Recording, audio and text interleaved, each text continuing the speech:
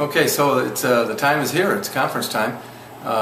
We've made it through our non-league schedule, or at least the bulk of our non-league schedule, and I think it served us pretty well. It had a number of very, very challenging games for us in a number of different styles. So we've had a chance to compete against some pretty good players and some pretty good teams. So and I think you have to do that in order to be able to compete in our league. We've had some ups and downs along the way. There were times that we hadn't played very well, particularly offensively, but that started to get better over the last 2 weeks.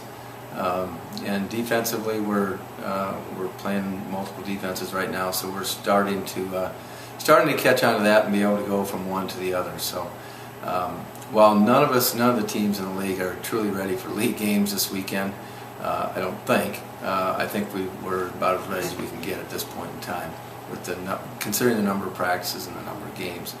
So we have a couple different teams this week, but they're also kind of the same in some ways. Northwest Christian and Corban run real similar types of motion offense, in how you cover some of their cuts are very much the same.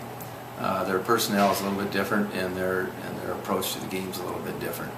Northwest Christian's up first, and they have kind of a veteran group, at least veteran in terms of how much they played together. They have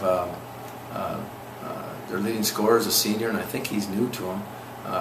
He wasn't there last year. I don't remember him before. As a 6'7" post kid. That's Wyatt Tavo Graziano has been scoring about 17, 18 a game.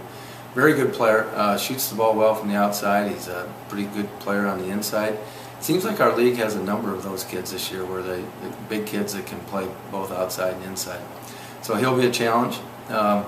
They have Jordan Bueller is a 6'6" three-man, so he's a big small forward in our league. He'll give us some trouble both inside and out. And then they've got just a good collection of role players around those guys that seem to be all 6'4" to 6'6" and physical. So that'll be a big challenge. They're very disciplined. They run their stuff. They don't seem to have many possessions where they don't execute their stuff. And then defensively, over the last couple of years, they've been one of the better defensive teams in the league. And they play mostly man-to-man. I think we've seen a little bit of zone out of them, but mostly man-to-man. And they're good. They've got good principles, and they stick with them, and they're difficult to score against. And we played a few common opponents, and you can see that it's a good matchup. It'll be a very good basketball game. The second night is up at Corban, and while Corban runs some of the same kind of motion, it's the spots are just a little different, but some of the same things. I think they're a much more explosive team, and a team that's more dependent on the three-point shot. They've got one of the best players in the league in Jordan Carter, 6'3" guard that is just really, really good and gets to the basket, gets fouled a lot. I think he's shooting 50% from three. Just one of the top players in our league, and he has been since he's been a freshman. And then along with that, they've got one of the things that's very difficult to guard about Corban is their starting four-man, their starting five-man are their two best three-point shooters outside of Carter. So if you're guarding them with your bigs have to be able to get outside and pressure those guys, and that's a difficult thing because they'll get it up in transition, and they'll get a good quick look in transition. They'll run a bunch of stuff that just gets them picking and popping or coming off screens outside, and it's a tough one for most bigs in our league to get out there and guard them. So I think that's probably our biggest challenge with them. So we'll see how we handle that.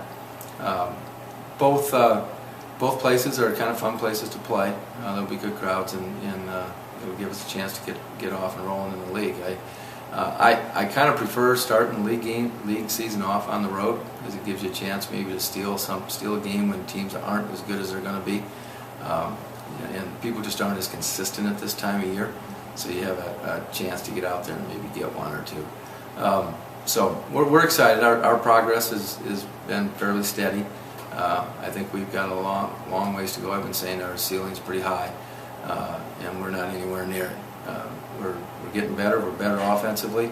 Still haven't shot the ball great, I don't think, but we've been playing better offensively, and our kids are starting to understand their roles a little bit better. So we're hopeful that we can get off to a good start in the league and